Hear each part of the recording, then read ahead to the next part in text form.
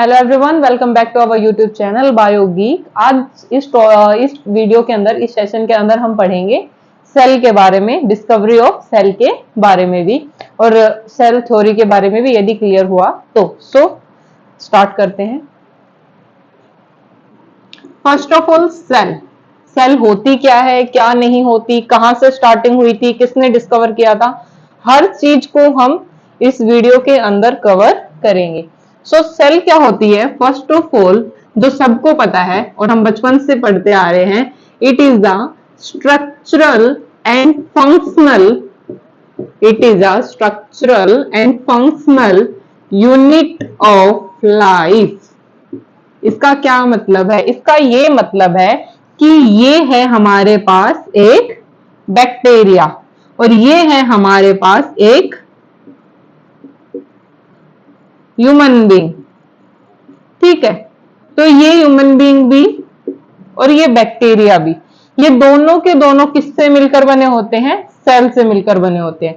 इस बैक्टीरिया को यदि हम कॉम्प्लेक्स करें और बैक्टीरिया को हटाकर एक प्लांट ले, मानो ये क्या है? एक प्लांट है, तो ये भी किससे मिलकर बना होता है? सेल से मिलकर बना होता है। और ह्यूमन बीइंग भी किससे मिलकर बना होता है? सेल से मिलकर बना होता है। इसका क्या मतलब है कि दुनिया के अंदर पूरे की पूरे अर्थ में जितने भी ऑर्गेनिज्म है वो किससे मिलकर बने होते हैं? वो सेल से मिलकर बने होते हैं। इसलिए सेल सबसे छोटी यूनिट है, बहुत बेसिक यूनिट है। किसकी? लिविंग बीइंग की। किसकी? लाइफ की। ठीक है, अब सेल के अंदर ऐसा क्या है कि इसको स्ट्रक्चरल एंड फंक्शनल यूनिट बोला गया है।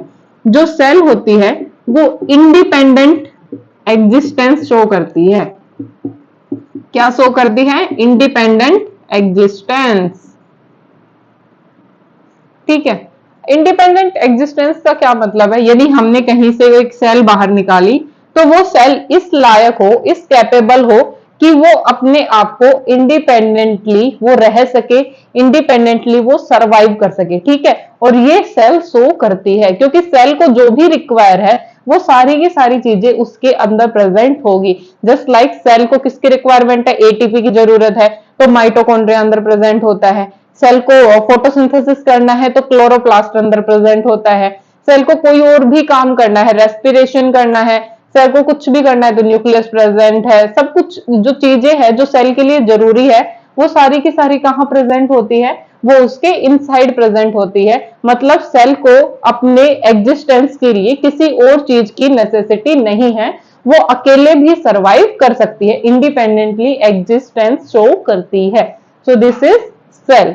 इसके बाद हमें ये देखना है कि सेल को सबसे पहले डिस्कवर किसने किया था? सेल को सबसे पहले डिस्कवर किसने किया था? 1665 में एक साइंटिस्ट है जिसका नाम है रॉबर्ट हुक। इन साइंटिस्ट को सब जानते हैं क्योंकि आई थिंक 6th क्लास से हम ये चीजें पढ़ के आते हैं कि first of all cell is discovered by Robert Hooke in 1665। लेकिन क्या हुआ था एक्चुअल में? जो रॉबर्ट हुके है वो प्लांट को माइक्रोस्कोप में ऑब्जर्व कर रहे थे और ऑब्जर्व करते वक्त उन्होंने क्या लिया था? कॉर्क। प्लांट के अंदर एक स्ट्रक्चर प्रेजेंट होता है जिसको बोलते हैं कॉर्क। अनफॉर्चुनेटली जो कॉर्क होती है वो कैसी होती है? डेड। अब इसको एनालिसिस कर रहे थे कौन? Robert Hooke. उन्होंने क्या देखा माइक्रोस्कोप के अंदर? उन्होंने माइक्रोस्कोप के अंदर देखा 1665 में, सिंपल माइक्रोस्कोप थे। उन्होंने ये देखा कि ये जो चीजें मैं एनालिसिस कर रहा हूं, जो मैंने माइक्रोस्कोप में देखा, उसमें ब्लॉक में कुछ चीजें अरेंज है, ब्लॉक अरेंज है, जस्ट लाइक इस तरीके का उन्होंने ब्लॉक माइक्रोस्कोप के अंदर उनका एनालिसिस किया। लेकिन उन्हें ये समझ नहीं आया कि ये क्या है क्या नहीं है, तो वहां पर जो इस ब्लॉक का नाम क्या रखा गया? सेलुला रखा गया। ठीक है, उन्होंने इसको सेलुला डिफाइन किया क्योंकि ये डेड है उसके और उस टाइम पर सिंपल माइक्रोस्कोप प्रेजेंट थे, जो इलेक्ट्रॉन माइक्रोस्कोप है वो प्रेजेंट नहीं थे, कंपाउंड माइक्रोस्कोप प्रेजेंट नहीं थे।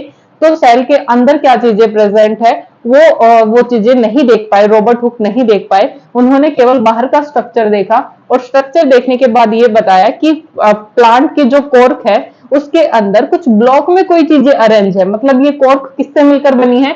इन ब्लॉक से मिलकर बनी है और ब्लॉक का नाम क्या रखा? सेलुला रखा। ठीक है, तो रॉबर्ट हुक ने कौन से सेल डिस्कवर की थी, कौन से सेल को एनालिसिस किया था, प्लांट की कॉर्क सेल को, जो कि डेड है, ठीक है। लेकिन यदि कभी ये आता है कि लिविंग सेल को, फर्स्ट लिविंग सेल को किसने डिस्कवर किया था, फर्स्ट लिविंग सेल के बारे में किसने बताया था, तो उन साइंटिस्ट का नाम है ल्यूवेन हुक। क्या नाम है उनका, ल्यूवेन हुक। ल्यूवेन हुक को क्या हुआ, ये चीजें स्टडी रॉबर्ट हुक की पढ़ ली थी उन्होंने, क्योंकि सभी पढ़ते हैं। तो उन्होंने ये देखा कि रॉबर्ट हुक ने प्लांट सेल के अंदर, ये कॉर्क के अंदर कुछ ब्लॉक देखे हैं, तो इन्होंने भी क्या किया, इन्होंने क्या किया, लिविंग सेल को देखा, एनिमल के अंदर देखा और पहली लिविंग सेल का एनालिसिस किया। पहली लिविंग सेल को इन्होंने देखा और देखने के बाद बताया कि जो सेल है वो, उसके अंदर कुछ स्ट्रक्चर्स भी प्रेजेंट होते हैं, कुछ ऑर्गेनलीज भी प्रेजेंट होते हैं जो सेल को सरवाइव करने के लिए काम आती है, जो सेल को सरवाइव करने के लिए जो एसेंशियल न्यूट्रिशन है या एसेंशियल कंपाउंड्स है या एसेंशियल थिंग्स है वो प्रोवाइड करती है। तो ल्यूवेन हुक ने क्या किया, पहली लिविंग सेल को देखा और यहां से इसका नाम क्या पड़ गया था, सेल पड़ गया था, ठीक है। इसके बाद क्या होता है, सेल का जो टॉपिक है वो बहुत ज्यादा इंटरेस्टिंग था, क्योंकि सारे के सारे ऑर्गेनिज्म ओवरऑल सेल से मिलकर बने होते हैं। तो इस जो दो साइंटिस्ट थे, फर्स्ट साइंटिस्ट का नाम है स्क्लेडन एंड सेकंड साइंटिस्ट का नाम है स्वॉन। जो स्क्लेडन था वो बोटेनिस्ट था, बोटनी उसके पास सब्जेक्ट था, और जो स्वॉन है वो क्या था, जूलॉजिस्ट था। तो बोटनिस्ट का क्या मतलब होता है कि वो प्लांट की स्टडी करेगा। तो स्क्लेडन ने किसकी स्टडी करी, प्लांट सेल की। किसकी स्टडी करी, प्लांट सेल की। और स्वॉन ने किसकी स्टडी करी, एनिमल सेल की। सेम टाइम पर दोनों जने काम कर रहे थे और वो टाइमिंग क्या थी, 1838 के आसपास, ठीक है। जो स्क्लेडन था वो बोटेनिस्ट था, तो इसलिए वो प्लांट सेल की स्टडी कर रहा था। जो स्वॉन था वो जूलॉजिस्ट था, वो एनिमल सेल की स्टडी कर रहा था। दोनों काम इंडिपेंडेंटली हो रहे थे, ये साथ मिलकर कुछ नहीं कर रहे थे। लेकिन जब इन्हें पता चला कि आपने प्लांट सेल की स्टडी की है, मैंने ये एनिमल सेल की स्टडी की है, तो दोनों ने मिलकर एक थ्योरी दी, और उस थ्योरी को क्या बोलते हैं, सेल थ्योरी। क्या बोले उसकी थ्योरी को, सेल थ्योरी। क्योंकि दोनों ने अलग अलग चीज पर स्टडी की थी, तो एक बंदे के बेस पर थ्योरी सेट करना पॉसिबल नहीं था, इसीलिए दोनों ने मिलकर एक थ्योरी दी जिसका नाम है सेल थ्योरी। और सेल थ्योरी किसके द्वारा दी गई थी, स्क्लेडन के द्वारा एंड स्वॉन के द्वारा, ठीक है। ये क्वेश्चन आता है कि सेल थ्योरी किसने दी थी, तो इन दो साइंटिस्ट के नाम आएंगे, स्क्लेडन और स्वॉन। अब सेल थ्योरी में क्या बोला गया, क्योंकि जो स्क्लेडन है वो बोटेनिस्ट था, प्लांट सेल को एनालिसिस कर रहा था, और ये जूलॉजिस्ट था, तो इसने बताया कि प्लांट सेल दो मेम्ब्रेन से मिलकर बनी होती है। एक तो होती है सेल वॉल जो कि आउटर है, और उसके बाद है सेल मेम्ब्रेन जिसको हम प्लाज्मा मेम्ब्रेन भी बोलते हैं। जो प्लांट की स्टडी कर रहे थे उन्होंने बताया कि जो प्लांट की सेल है वो दो मेम्ब्रेन से मिलकर बनी होती है। Outer membrane is cell wall और inner membrane is cell membrane या फिर प्लाज्मा मेम्ब्रेन। लेकिन स्वॉन ने बताया कि एनिमल के अंदर डायरेक्ट सेल मेम्ब्रेन ही प्रेजेंट है, कोई सेल वॉल प्रेजेंट नहीं है, डायरेक्ट प्लाज्मा मेम्ब्रेन ही प्रेजेंट है, ठीक है। यहां तक इन्होंने बताई, इन लोगों ने बताया कि हाँ ये कैसे हो रहा है, कैसे नहीं हो रहा है। तो सेल थ्योरी के अंदर जो करेक्टरिस्टिक्स है सेल थ्योरी की, जो सेल थ्योरी के फीचर है वो क्या क्या है, वो ये है। पहला इन्होंने बताया कि जितने भी ऑर्गेनिज्म है वो सेल से या सेल के प्रोडक्ट से मिलकर बने होते हैं। तो सेल का मतलब तो आप समझ गए कि सारे जो इंसान है, सारे जो ऑर्गेनिज्म है वो सेल से मिलकर बने होते हैं। लेकिन सेल के प्रोडक्ट होते हैं, सेल का प्रोडक्ट का मतलब होता है, पहले हो गई एक सेल, नंबर ऑफ सेल मिलकर किसकी फॉर्मेशन करते हैं, टिश्यू की फॉर्मेशन करते हैं। नंबर ऑफ टिश्यू मिलकर किसकी फॉर्मेशन करते हैं, ऑर्गेनली की फॉर्मेशन करते हैं। नंबर ऑफ ऑर्गेनली मिलकर किसकी फॉर्मेशन करते हैं, ऑर्गन की फॉर्मेशन करते हैं। और नंबर ऑफ ऑर्गन मिलकर किसकी फॉर्मेशन करते हैं, ऑर्गन सिस्टम की। और इससे क्या बनता है, ओवरऑल हमारी बॉडी बनती है। क्लियर। तो सारे के पहला क्या बताया था, पहला फीचर क्या था सेल थ्योरी का, कि जितने भी ऑर्गेनिज्म है, जितना भी इस अर्थ के ऊपर जो भी लिविंग ऑर्गेनिज्म प्रेजेंट है, वो या तो सेल से मिलकर बना होता है या सेल के किसी भी प्रोडक्ट से मिलकर बना होता है। इसके सिवा इन्होंने क्या बताया, इन्होंने ये बताया कि जो सेल है वो इंडिपेंडेंटली एग्जिस्टेंस शो करती है, वो अपने आप अकेले भी रह सकती है। इसके सिवा सेल थ्योरी क्या बताती है, उन्होंने ये बताया कि प्लांट के अंदर सेल वॉल प्रेजेंट होती है, सेल मेम्ब्रेन प्रेजेंट होती है, लेकिन एनिमल के अंदर डायरेक्ट सेल मेम्ब्रेन ही प्रेजेंट होती है। यहां तक की बातें हुई इन्होंने, और इसके बाद क्या बताया इन्होंने कि सेल के अंदर बहुत ज्यादा ऑर्गेनेल्स प्रेजेंट होते हैं, साइटोप्लाज्म प्रेजेंट होता है, लिक्विड मटेरियल, इन सारी चीजों के बारे में बताया। लेकिन एक चीज के बारे में ये बताना भूल गए, और एक चीज के बारे में जो इनकी डिस्कवरी है वो थोड़ी सी कम रह गई, डाउन रह गई, और वो क्या था कि सेल की फॉर्मेशन कहाँ से होती है, मतलब सेल कहाँ से जन्मती है। तो ऐसा तो है नहीं कि ये सेल है और ये डायरेक्टली यहाँ पर आ गई, ठीक है। तो इस कमी को पूरा करने के लिए, सेल थ्योरी की इस जो कमी रह गया था इसका, उसको पूरा करने के लिए एक साइंटिस्ट है जिसका नाम है रुडोल्फ विर्चो। क्या नाम है साइंटिस्ट का? Rudolf Virchow. इन साइंटिस्ट ने बताया कि जो सेल होती है, जो सेल फॉर्म हो रही है रेप्लिकेशन के बाद, वो प्री एग्जिस्टिंग सेल से मिलकर बनती है।